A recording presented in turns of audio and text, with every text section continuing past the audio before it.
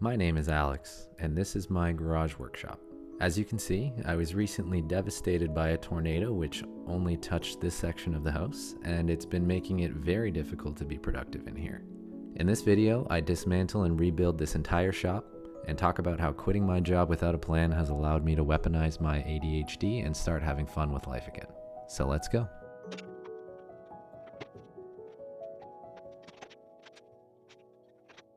After graduating university, I started working as a management consultant for one of the big four firms, and then I transitioned into a more specialized niche within consulting in the asset management industry. And so for the better part of 8 years, I grinded away climbing the corporate ladder, but I could always feel myself sort of slowly wasting away. Even though I had continuously been achieving bigger and bigger career milestones and earning more and more money. Through some dedicated personal work and a lot of therapy, I came to learn that this feeling of wasting away was actually a byproduct of masking the symptoms of a more fundamental condition known as ADHD. I won't bore you with all the details, but here's the gist of it. Basically, with ADHD, the brain's natural craving for hits of dopamine overrides all other brain function, both conscious and subconscious, whether you like it or not.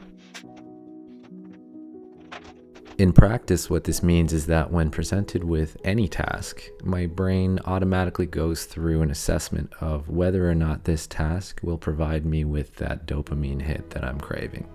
And if it won't, say like folding laundry or something generally mundane like that, my brain will shuffle it away and say, deal with it later. Let's go find some dopamine by doing something else right now.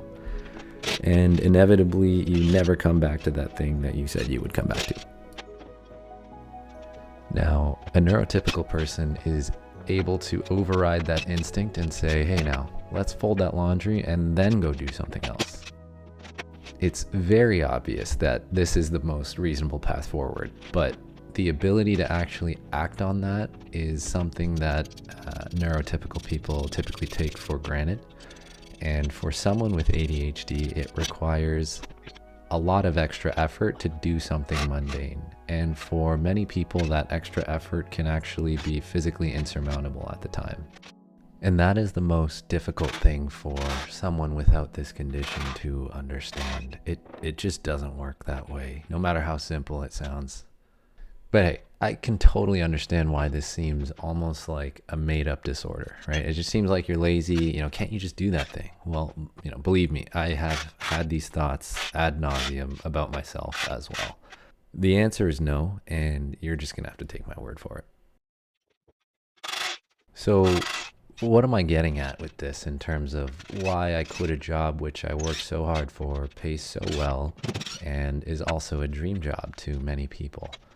The answer really is that despite my best efforts, it gave me, the job gave me very little satisfaction, no dopamine for my brain, and put a mental strain on me which I wasn't equipped to understand at the time.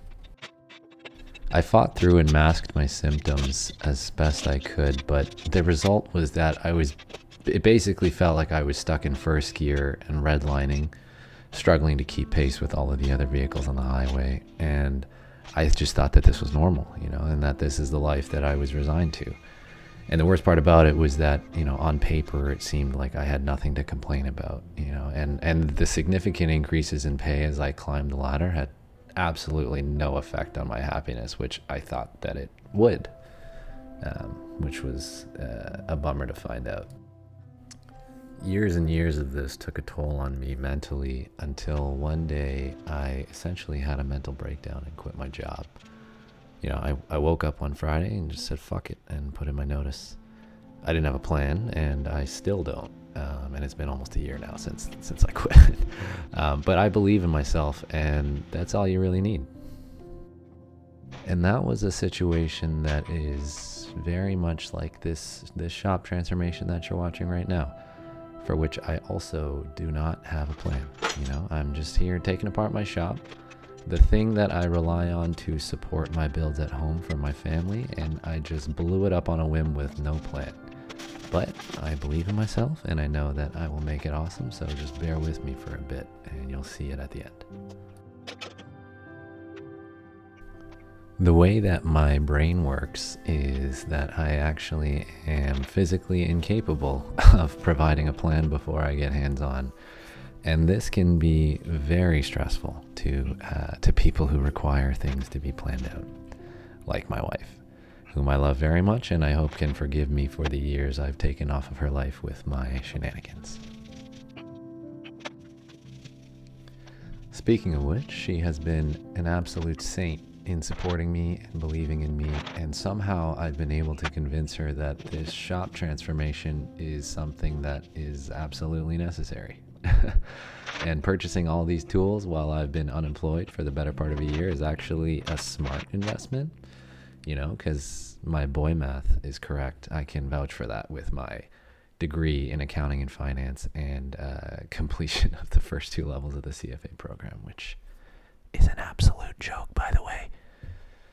Anyways, you got to do a job to do a job. And with a baby on the way, supporting this household is the biggest job I'll ever do.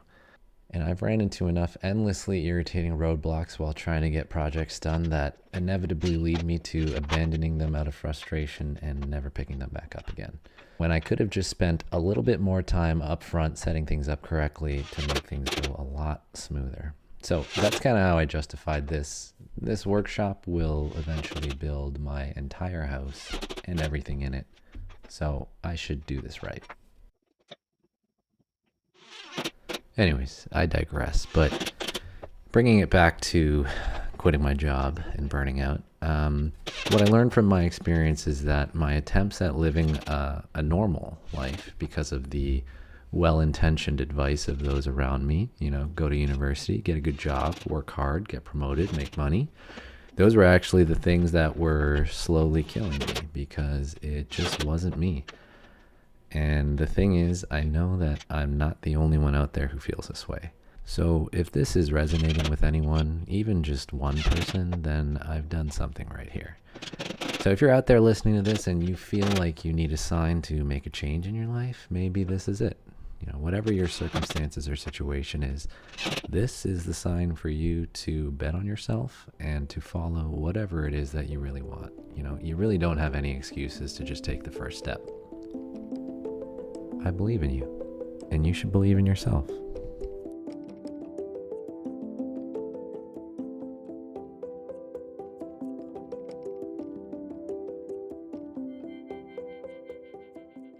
Whew.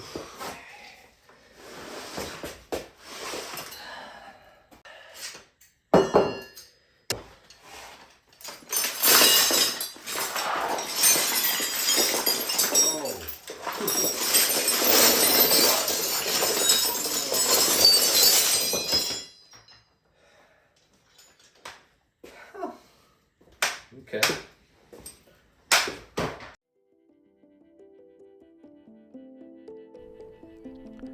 Almost everything I do is for the first time, so don't ever let that stop you from doing something. This is my first attempt at filming, editing, and voicing over, so if you're enjoying it, please do me a huge favor and subscribe. I've got a ton of things coming down the pipeline, and you're not going to want to miss it. For the first time in my life, it feels like this ADHD monkey that has been on my back for as long as I can remember, I'm actually starting to realize that it's my superpower. And if I can channel my hyper-focus into the things I love, then there is absolutely nothing that I can't achieve. Which is how I've come to name this channel. I'm weaponizing my ADHD to do the things that everyone has always told me not to do. I've got a lot of hobbies. Building things is just one of them. And as is the case with all of my hobbies, I take things to the absolute extreme.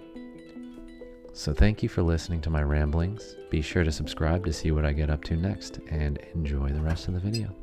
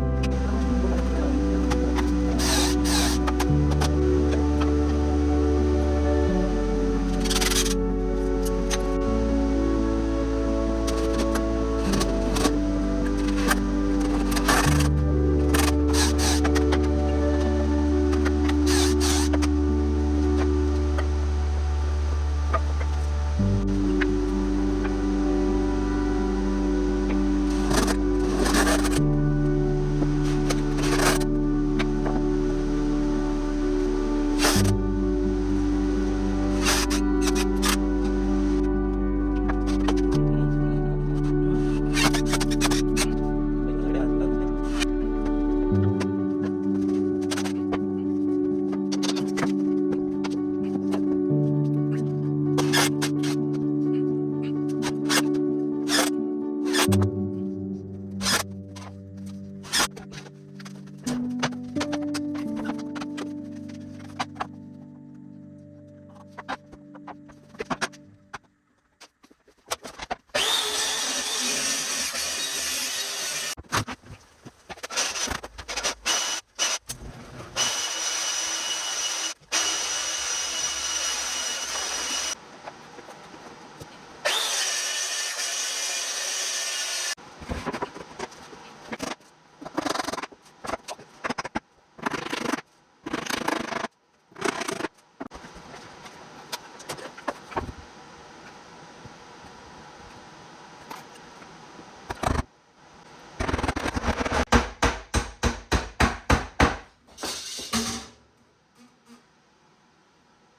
almost killed me.